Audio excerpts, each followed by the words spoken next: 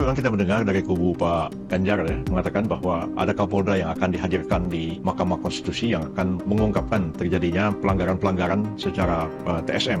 Kita memang belum tahu apakah Kapolda ini Kapolda masih aktif ataukah Kapolda yang sudah purna bakti. Kita juga tidak tahu kalau Kapolda ini aktif, dia Kapolda di mana, kalau sudah purna bakti sebelumnya menjabat sebagai Kapolda di provinsi mana.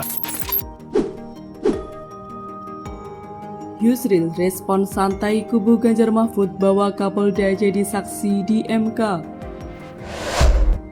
Ketua Tim Hukum Prabowo Gibran, Yusril Ihzam Mahendra mengatakan, pihaknya tidak khawatir dengan rencana kubu Ganjar Mahfud menghadirkan seorang Kapolda sebagai saksi dugaan kecurangan pemilu 2024 di MK.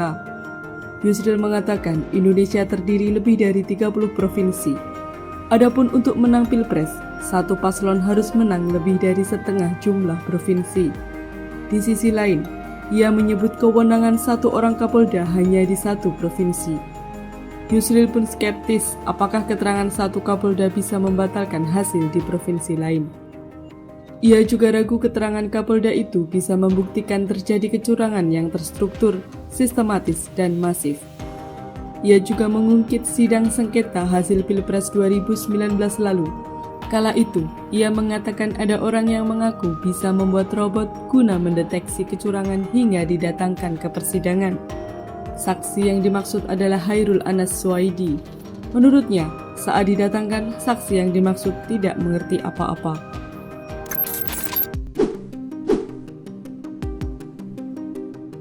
Kapolri respon kubu Ganjar bahwa Kapolda jadi saksi di MK.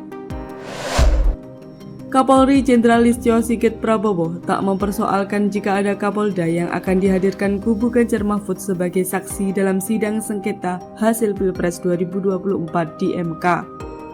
Listio masih menunggu Kapolda mana yang akan dibawa sebagai saksi ke MK oleh kubu Ganjar Mahfud. Ia menekankan bahwa kehadiran seorang anggota polisi aktif sebagai saksi harus didukung dengan berbagai bukti yang kuat. Wakil Deputi Hukum TPN Ganjar Pranowo Mahfud MD, Henry Yosodiningrat, sebelumnya sempat mengatakan PDIP menyiapkan Kapolda untuk menjadi salah satu saksi terkait dugaan kecurangan pemilu 2024. Henry meyakini kekalahan Ganjar Mahfud di Jawa Tengah tak lepas dari mobilisasi kekuasaan dan pengesahan aparatur negara. Akan tetapi dia belum mau membeberkan identitas Kapolda yang akan dihadirkan sebagai saksi.